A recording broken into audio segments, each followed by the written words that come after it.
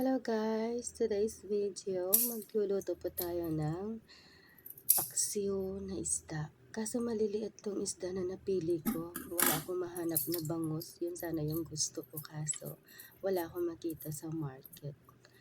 Parang ito lang yung isda na suitable para sa paksiw.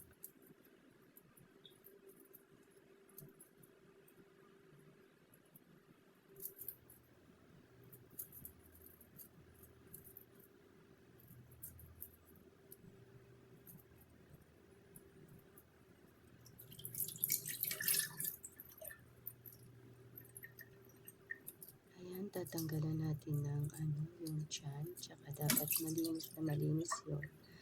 Walang matirang kahit dugo sa tiyan para malinis siya.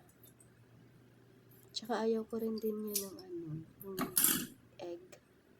Yung egg ng isda, ayaw kong kainin yan.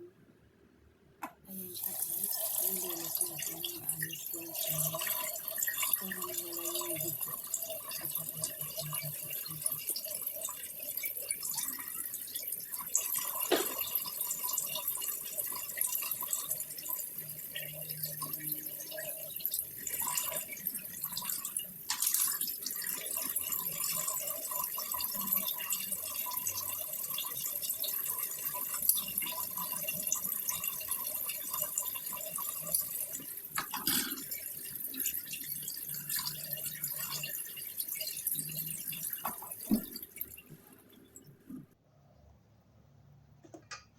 uunahin ko muna ilagay yung mga gulay kasi yung isda ko medyo maliit.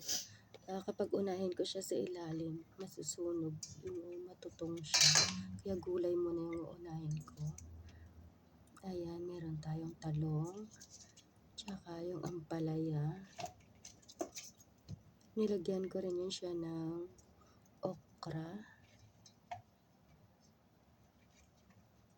Gusto ko kasi sa paksiw yung maraming gulay.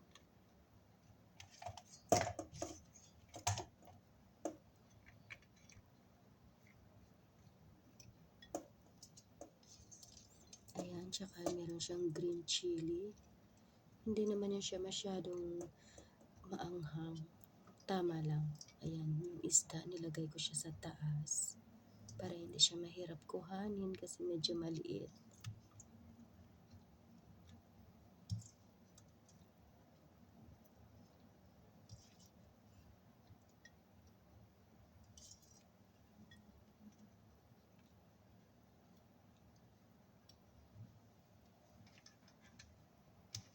Ayan yung luya.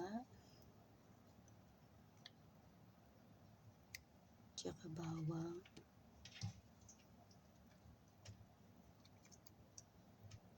At tsaka nilagyan ko ng maraming sibuyas. Mas masarap kasi kapag maraming sibuyas.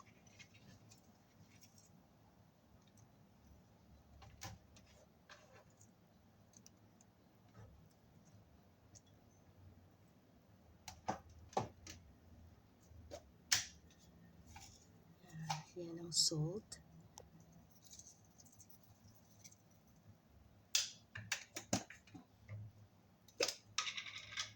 Chicken powder, o kapag wala kayo nun, pwede yung magic sarap.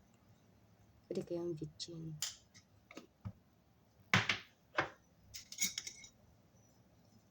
And then black pepper. Ayan yung black vinegar na ginagamit ko kapag nagpaksiw ako.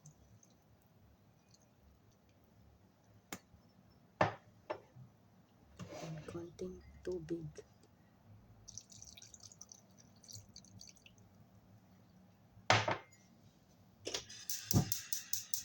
And guys, iluluto lang po natin siya ng 6 minutes in high heat.